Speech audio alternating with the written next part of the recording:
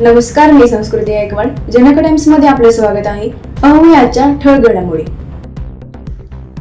अंमली पदार्थ विरोधी टास्क फोर्स महाराष्ट्राची बंगळुरात एमडी ड्रग विरोधात धडक कारवाई. कर्नाटक राज्यातील बंगळूर येथील 3 एमडी कारखाने केले नष्ट. 55,88,00,000 रुपयांचा मुद्देमाल जप्त. महाराष्ट्र शासनाने अंमली पदार्थांची विक्री, पुरवठा आणि वितरण यामध्ये गुंतलेल्या व्यक्तीवर प्रभावी फौजदारी कारवाई करण्याच्या उद्देशाने अंमली पदार्थ विरोधी टास्क फोर्स महाराष्ट्र राज्य स्थापना केली आहे. सध्या महाराष्ट्रात 7 ठिकाणी विभागीय कृती कार्यालय स्थापन झालेली असून अंमली पदार्थ विरोधी तस्करी विरोधी कारवाया सुरू आहेत. अंमली पदार्थ विरोधी टास्क फोर्स महाराष्ट्राचे कोकण पथकाने दिनांक 21 डिसेंबर 2025 रोजी नवी मुंबई वाशी गावातील पुणे मुंबई महामार्ग नजीकचे जुन्या बस डेपो येथे आरोपी अब्दुल कादर रशीद शेख याच्याकडून 1,48,80,000 रुपये किमतीचे 1 किलो 488 ग्रॅम एमडी ड्रग छापा कारवाईत जप्त केले होते. या घटनेबाबत नवी मुंबई पोलीस आयुक्तालयातील वाशी पोलीस ठाण्यात गुन्ह्याची नोंद करण्यात आली. या गुन्ह्याच्या तपासात आरोपी अब्दुल कादर रशीद शेख याच्याकडे केलेला तपास तसेच तांत्रिक विश्लेषणातून बेळगाव येथे राहणारा आणि एमडी ड्रग्ज बनवणारा प्रशांत यल्लप्पा पाटील याचे नाव निष्पन्न झाले.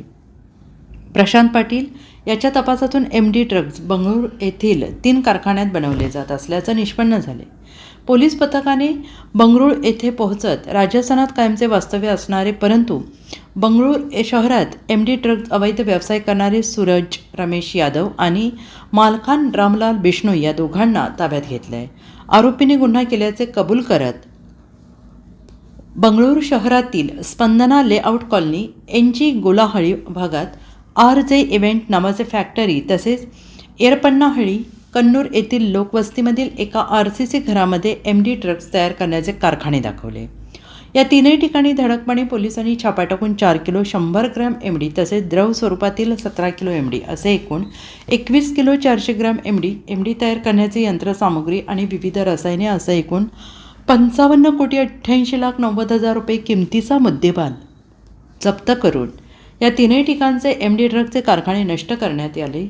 कर्नाटकातील बंगळूर येथील लोकवस्तीत एमडी ड्रग्ज बनवले जात होते. या 3 कारखान्यात बनवलेले एमडी भारतातील अनेक राज्यांमध्ये वितरित केले जात होते.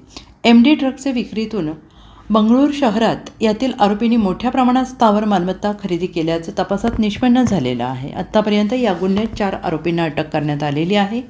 या गुन्ह्यातील महत्त्वाचे 2 आरोपींचे अटकेसाठी पथके प्रयत्नशील आहेत.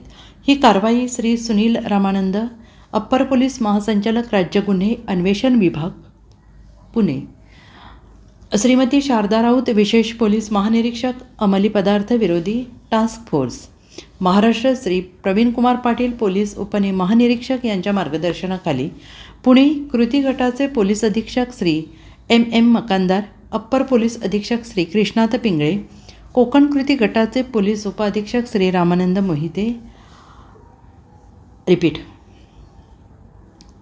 कोकण कृती गटाचे पोलीस उपअधीक्षक श्री रामचंद्र मोहिते, पोलीस निरीक्षक श्री संतोष गावशेते, पोलीस निरीक्षक श्री निलेश बोधे, सहाय्यक पोलीस निरीक्षक श्री उदय काळे, श्री माधवानंद धोत्रे, उमेश भोसले, पोलीस उपनिरीक्षक श्री संजय आदलिंग, श्री सुहास तावडे, सहाय्यक फौजदार श्री अनिल पास्ते, श्री अशोक आटोळे, पोलीस हवालदार श्री महेश गवळी, श्री जितेंद्र चव्हाण, श्री योगीराज इंगुळकर, श्री अनिल मोरे, श्री जितेंद्र तुपे, श्री शिवाजी रावते, श्री अर्जुन बंदरे, पोलीस शिपाई श्री मनीष भोईर इत्यादींनी कर्नाटक राज्यातील बंगळूर येथे जाऊन अत्यंत मेहनतीने आणि कौशल्यपूर्वक एमडी ड्रग जप्त करून बंगळुरू शहरातील एमडी बनवणारे 3 कारखाने नष्ट केले आहेत.